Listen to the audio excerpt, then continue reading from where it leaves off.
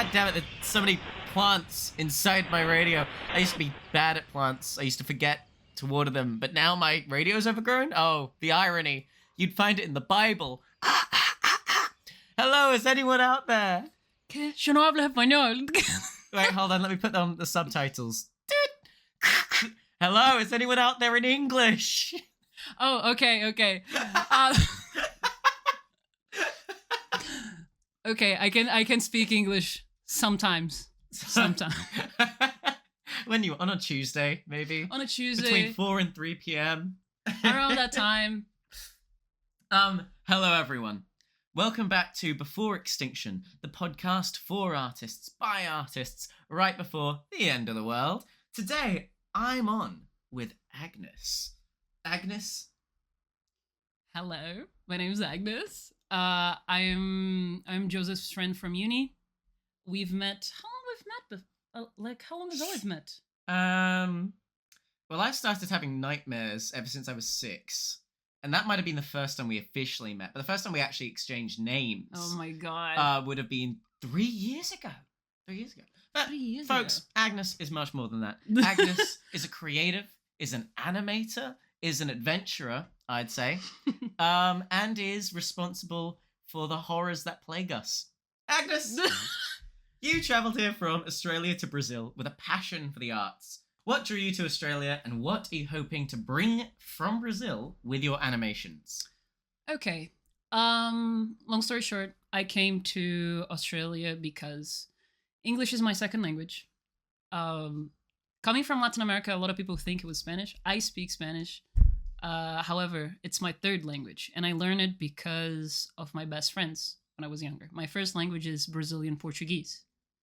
The thing is, in Brazil and in Latin America as a whole, most third world countries, I would argue, speaking English makes you look more educated. People respect you more if you do so. And since I spoke English fluently, I lived a while in Canada. It was like 2 months specifically. It wasn't long, but it was enough when I was 15 for me to have a grasp on what it was like to live speaking English. But I never spent this long that I've been here doing that. Are you going a bit crazy because of it? A little bit. But basically, I was thinking of going back to Canada, when I wanted to start doing animation. However, Canada was a bit expensive at the time, and there was a funny demand for media productions in Australia after the pandemic. A lot of people were starting productions here. There were studios that were hiring, and it was funny. It was in a lot of articles, and a lot of Brazilians they went to Australia a bunch of times, specifically because of the weather. We are really used to sunny. And Canada, England, USA, we won't exactly say. Not built for Brazilians. Not really built for us, but we're everywhere. I mean it. If you go to any country ever, you will always find one Brazilian. I have this theory because for some reason we are everywhere. No, fair enough. I mean, I should mention being from a tiny, tiny little island. Not a lot of people are from Jersey. Well, I think it's similar but different. You see, in Jersey, it's so small and everyone knows each other that it's like if you pack a bunch of beans into a really tight box, you find people from Jersey everywhere. Only because they're desperately trying to get away from Jersey. The thing is, because Brazil has a lot of problems with corruption and stuff, a lot of people want to get away from that. And a lot of people resent the country a lot. Really. There are some Brazilians that when they move to a foreign country and they speak fluently the language, they pretend they are not Brazilians. It's a really funny thing. Yeah. I have a friend that lives in Italy at the moment, and she met this Brazilian girl that somebody introduced her saying she was Brazilian, but she would only speak Italian to her. And when she asked why would only speak Italian, she said that she would prefer it that way. And she asked, "Oh, are your parents Italian? Were you born here?" And she would say, "No, I just prefer it really." Just prefer to be seen as Italian. Yes, exactly. I have done a lot to escape my Englishness, but Your Englishness. I tried to switch from tea to coffee. I tried to read a little bit less Harry Potter and watch a few more action movies, but it follows me like a curse. I'd say I really suffer for it, actually. Maybe more than most people, truly. Do you ever like miss Jersey at all? I miss family from it, and I miss the countryside. But I was only there for a very short time as a 4-year-old, and 4-year-olds can't form that many opinions. 4-year-old. Oh, I thought for some reason I thought you moved a little bit when you were a bit older. No. When I moved, we moved when I was 4, and we tried to pop back every 2 years. But then end of high school came, then a little pandemic, just a little one.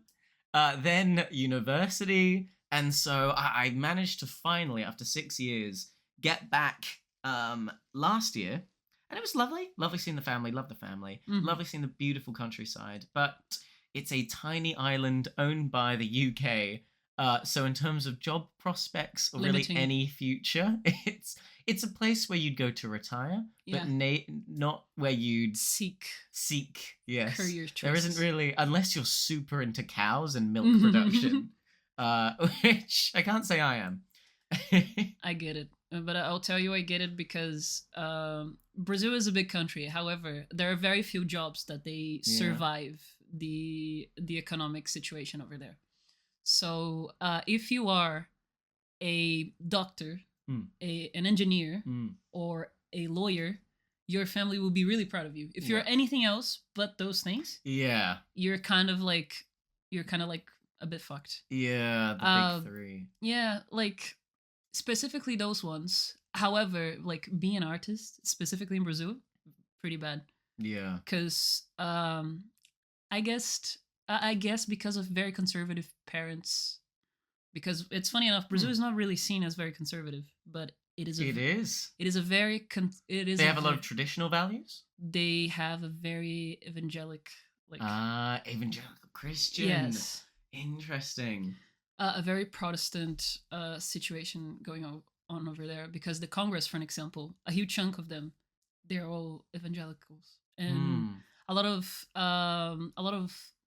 like law confirmations go through them. And sometimes some of them are, for an example, the right to abortion denied instantly, independent of the case. LGBT rights, right for them to marry. There's we have the biggest gay pride parade in the entire Latin America.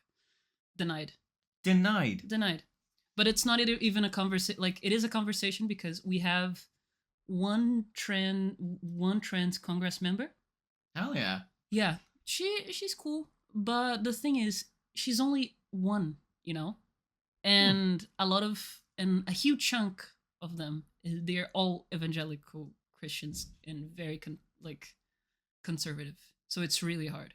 Well, it's interesting what you say about the art industry, because I mean, with jobs and survival as a whole, really, it's a question about resources. That's just surviving. And typically art jobs aren't paid as well, which is why there's a stigma around them. Yeah. But it's interesting. We define art as two things. There's art for, self-purposes, your Vincent van Goghs, your Frida Kahlos, who make art for themselves and then find a success either when they're dead or somewhere in their life. And that's art. That's art they make for themselves. You could argue that the cartoons, movies, and CGI effects of today aren't so much art than they are entertainment. And entertainment makes a lot of money. Yes. I mean, you mentioned the burst in Australia right after the pandemic. The pandemic happens, streaming becomes popular. Who makes this, the CGI effects for 50% of streaming? Australia. True. So I guess that's why. So you got, you go to Australia because that's where it's all happening. You say a lot of people are ashamed to be from Brazil. They are. You aren't. So there was a time in my life I was. Interesting. Specifically because we are brought up to think that we are pretty bad. There's a term in Brazil called the mutt syndrome, because we feel like we are not of race, like we are not. Gosh. We're not pure, and we think that this is, for some reason, we think that this somehow plays into it. It's weird to think about that. Yeah. But for an example, this was a thing that I only thought about when like I became an adult. My mom, she used to like really badly tell me to like all the time, like as any teenagers need to wear deodorant, because they're just learning how to do that and all. But my mom, she used to tell me that very often. Agnes, we smell more. Interesting. If we leave the country, people are gonna look bad at you if you're smelling bad. The first time I ever realized I was different, probably when I left the country, was the first time I went to Disney. Because we went to Disney and I was talking about how everything looked more expensive. Interesting. Oh, because it was shinier, it was new. Because like a lot of like we have nice things in Brazil. However, like there's much more variety. Variety. I can't say that word. There's a lot of that in English speaking countries, specifically because it's easier for diplomacy probably, and for marketing exchange. But there's not a lot of that like in Brazil. And I remember that my mom specifically told me that, oh, babe, you are a princess back at home. Back at home, not here. And I remember that I never really understood that when I was a kid. But now I understand it, like... Because the standards are different. Because the standards are different. Because our money's not worth, like, nothing in here and in other countries. Well, that being said, what have you tried to bring with you from Brazil to Australia? Specifically, what I want to bring from my culture? Yeah, because I remember you used to be working on a comic that was quite Brazilian with supernatural elements and magic. So I realized that culture is a very particular experience. There are some things that are cultural to you, but a lot of people, they won't understand it. Interesting. For an example, if you say Latin America, a lot of people think Spanish. Yeah. I'm not a Spanish speaker. And it's a thing that people struggle a lot when they meet me because they assume that I am a Spanish speaker. And I'm not. And Brazil has very specific things that people haven't heard of. So I remember when I made that little comic thing, I was putting so many cultural references that no one could really understand what they were. So I cannot just bring my cultural references in like this. What I've done now that I'm doing another project is that I'm putting a more familiar setting, which is Australia. And I'm putting specifically a character that has like a background, a different background that not like an English background.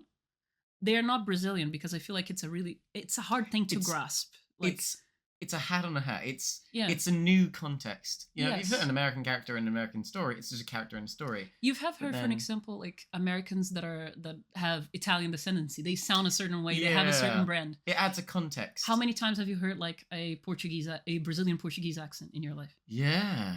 Have you've met Kalani? Kalani has a very Brazilian Portuguese accent. I'm gonna track him down for the podcast.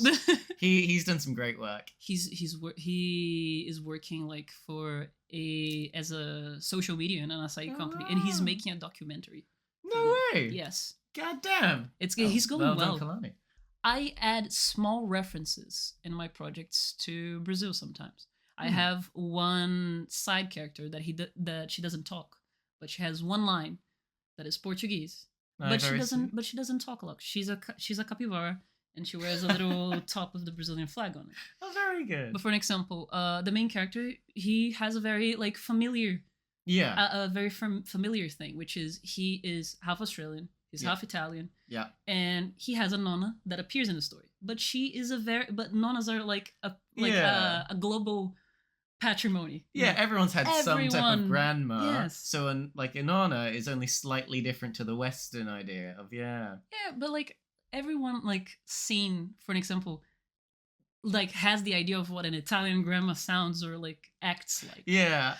But yeah, I try not putting too much stuff from my culture they're way too specific. Interesting. Because putting too much in, it's like a hammer, and so people don't really absorb it. Yes. So if you make it slightly more digestible, I think it tracks better. Interesting. Because if I bring it closer, if I bring something from their If you meet them halfway. yes, Yeah. if I bring something from that is familiar to them and something that is familiar to me, but like in homeopathic doses, like small doses, Yes. it makes it better. People get used to it, I think. Now, there are many Brazilian folktales about guardians of nature and spirits of the forest who protect the greenery and wildlife of Pica da Neblina, Iguazu Fernando de Noronha, Fernando de Noronha.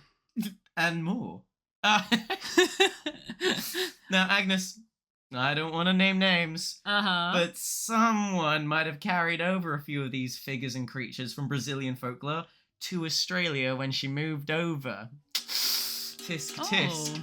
These entities, these spirits of nature, they do thrive of tormenting those who abuse nature, and in our country of iron mining, coral bleaching, and urbanization, they've just been, well, let's just say they've been eating well. Mm-hmm. Maybe a little too well. What are some warnings you can give to the common man, and maybe to our local oil barons, to not make these wonderful spirits come after them next? Okay. In Brazil, for example, we have a guardian called Curupira. Curupira is a boy. He's an indigenous boy, however, he has a hair that is completely fire. It's completely made of fire. Oh, sick. And his feet are backwards because he's supposed to confuse the hunters in the forest because they're following his footsteps. And his footsteps are inverted. Ah. So what he does is that he attracts them deep in the forest and then he kills them. Okay. Fair enough. Like, funny enough, Brazil is very well known for its nature, and it's all around us. But I will say that Brazil is not as respectful as it should be of its nature. Interesting. For an example, in Rio, there's two main forests in Brazil: the Amazon rainforest and the Atlantic rainforest. Mm-hmm. I live specifically in the epicenter of the Atlantic rainforest. So you have Rio is basically completely urban, but you have spots with the forest in. And it's a very interesting thing because, for example, in my house, you have the wires of the electric wires for lights and stuff, and you have small monkeys that we call them micos, and they really like shiny things. So sometimes they will come off the wires and they will jump into your window if you're close to and they might grab some stuff and run away. But they're really cute. You can often see the moms with the little babies carrying them. Yes. Oh. And it's one of the things that I miss the most about home, because I would wake up in a weekend, for an example, and I like chopping bananas for them and leaving them. Oh my gosh! Oh, it's too cute. Yeah. Oh. We have another one that is the macaco prego. He's a monkey that he's basically the size of your calves. Okay. Right? Okay. He's a big one. Big tourists, monkey. Yeah, tourists love them because it's a normal-sized monkey. Yeah. However, if you play too much with them, they will start stealing things. Yeah. Wait, as in they'll just straight up pickpocket an iPhone? Because if you offer them food, they will think that they can come to you asking for more food. Yeah, that you're safe. So they will just start grabbing things. Interesting. But that's the thing. Even though we have a big, experience with nature, and it's all around us, and we love it a lot, we are not very respectful of it. Brazil has a lot of problems with criminal deforestation. Yes. And it's a thing that we've been fighting a lot against it. And for an example, there was a big commotion that happened in the Brazilian COP30 assembly, which is basically, it's a futuristic diplomatic convention that happens in Brazil every 20-30 years or so. Gotcha. And basically there was a lot of indigenous Protestants protestating a lot in there, Oh, you mean protesters? Protesters. Protestants, I was about to say. Oh, religion. No, okay. Protesters. Oh my god. There was a lot of indigenous protesters in there. Yes. And yeah, it was a big mess. They had fights. Yeah. But it's funny because, for example, the average Brazilian is part Portuguese, a part Portuguese, Mhm. a bit indigenous, Mhm. and has a bit of African descendancy as well. And sometimes a little bit of different ethnicities. For an example, I have part Italian, part Turkish and Lebanese, Fair. with all of those things Got alongside. alongside.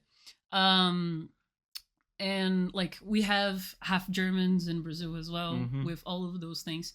But it's funny because there's some regions in Brazil that they think that they're whiter than everyone else. Yeah. Do they hold it above their heads? They do. Oh gosh. But I feel like sometimes when it comes to dealing with nature, right? We need to remember that it's always around us. I feel like here in Australia, nature looks a little bit different because in Brazil, nature is really shy and it's really delicate. Like it's very shy. It's exuberant. Like you see it from afar. Yeah. Like tourists love it. It's like a huge trademark of our country.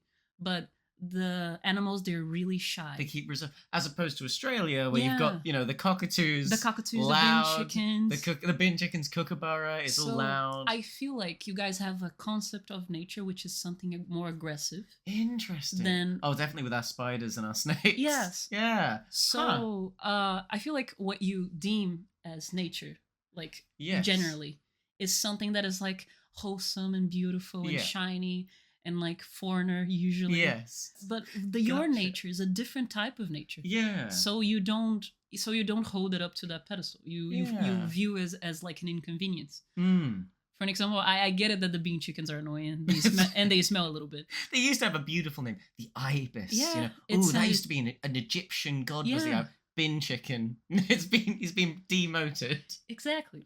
Yeah. So I feel like because of the nature of the nature of the nature would be nature of the crazy. nature. The essence of your nature. I feel like you guys tend to see it as not something to be protected, but something to be feared, because you have a different Yes. perspective of what nature is. Yeah. Not a tropical one, a very I'd almost argue it's something we assertive. see it as something to be sort of mined or turned into chairs. Yes. Or fuel. Gosh. Now, it is said that fantasy as a genre leads itself to escapism. Stories where it's character-centric and the fantasy elements allow for the exploration of personalities within abstract situations. This is opposed to sci-fi, where typically it's more political, where we ask questions about the consequences and implications of technology and new concepts, such as like, what if clones existed, or what if every few years we put a bunch of children in a stadium and made them fight. Now, of your works, you've worked with a lot of Brazilian folklore. Yeah. You are currently making a film about a star, a literal star who is a celebrity. You've worked with me on Dust Bunnies versus Bombshells. Would you say you lean towards making fantasy stories or making sci-fi stories? I lean towards fantasy a lot more. I like sci-fi, don't get me wrong, but I feel like there is this sort of weird comfort that comes from fantasy that sci-fi cannot really help. Like it's weird because for example, sci-fi is really logical. It comes from this whole thing of everything's supposed to be scientific. Yes.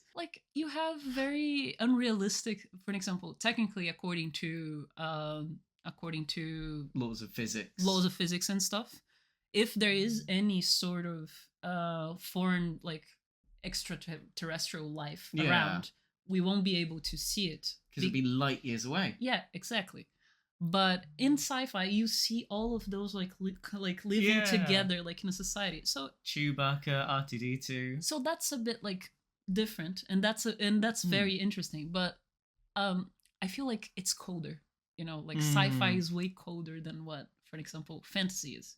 Yeah. And I feel like that's a lot to do with character archetypes, because you see wizards and witches as things that are they could bring you in for a cup of tea and sparkle you with some like inner wisdom Yeah. and make you feel like lighter about yourself. Yeah. And I don't think you would get the same thing about talking with Spock Talking with Spock. about, I don't know, how far from Earth are we, if there's any Earth anymore. Yeah. I think, the story of Merlin and King Arthur would play out very differently if Merlin was a cybertech vending machine handing out magic swords. Yeah, there's something very human about fantasy. And I feel like is because it's older. No, it's not only older. I feel like humans, we have this like fun fact, guys. Before I was an animator, I used to be a journalist. Wow. I used to study journalism. I was going to do that because it was a more stable option. But in theory of communication, it's said that humans, they have a bigger tendency to overinterpret things. So we are very like whimsical by nature, I guess. That's very good. Gosh. Now, as it turns out, the Brazilian folktales who've hitched a ride with you to Australia have inspired similar incidents in the world. The Loch Ness Monster has been found in Venice, a bunyip has been found in Scotland, a leprechaun in Sydney, and a werewolf in London. Have you ever had any supernatural encounters? That's actually a really funny. That's actually a really funny one, and I can tell you from those folktales specifically. A lot of older people, they do believe in those, like heavily, and I can tell you because I have older family members that they live more in the countryside of Brazil, not specifically Rio. That they said that they had encounters with. There's a creature called Iara. Okay. Iara, it's a river siren. She's an indigenous siren, and she lures people in that are not from the forest to drown them. And fair enough. Yes, and some neighbors of my grandparents say that because it was a very riverside sort of region, that they were drowned by her. Interesting. And it's funny because some of them, they don't treat it as an urban, like a folklore tale. They treat it as real facts. They treat it as real. It depends on the region you are. I mean, everything's a folk tale until you see it, I suppose. Yeah, but it's funny because, for example, I don't feel like I've met many people that are like that. Some people that are, I don't know, from Chicago, and they're like, oh yeah, I've seen the Mothman. That's true. He's real. Like you said with Australian animals, I feel like if something is real, it is. I think the biggest indicator that something is real is people are annoyed by it. You know, I can believe that possums are real, or a bin chicken is real, because people talk about it in like, oh yeah, bin chickens. It was so annoying. I had to bat it out with a broomstick. With some of these myths, like the Mothman, it's a little harder to believe because everyone talks about the Mothman like he's Jesus, or the Mothman, the heavenly Moth. If it was something, if people talked about the Mothman like, oh yeah, Mothman, what a dick. Then I'd go like, okay, this might be real. This might be a guy I could see. Yeah, but that's the thing. It's funny because I don't like. I feel like because remember that we had that talk about tradition. Yeah. So giving it a bit of context, Joseph and I, we had a little talk about tradition and how I got stunned that when I got here, a lot of people. They had very distinct family roots, but they didn't keep up the tradition once their parents didn't keep up the tradition once they were here.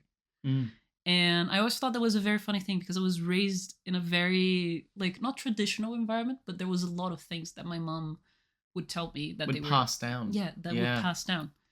For an example, I play tarot because my mom plays tarot and because somebody taught her to play tarot as well. And I from a Brazilian religion named Umbanda. And Umbanda is a mixture of Romani traditions, indigenous traditions, and Afro-Brazilian traditions. Why? Because when all of those people, they got to Brazil in the colonial times, they were not allowed to openly express those. So they had to hide behind Catholicism to do that. So we have very funny rituals that we do for good luck or like when we want something specific to happen. Gosh. Oh, well, thank you. Thank you for all this wonderful advice. Thank you for bringing all of these wonderful spirits into our country. I can already tell the environment's getting slightly better because that boy with the fire hair might have killed one of our coal lobbyists. Very sad. Very sad for anyone who likes pollution. Very, very sad. But thank you, Agnes, and good luck.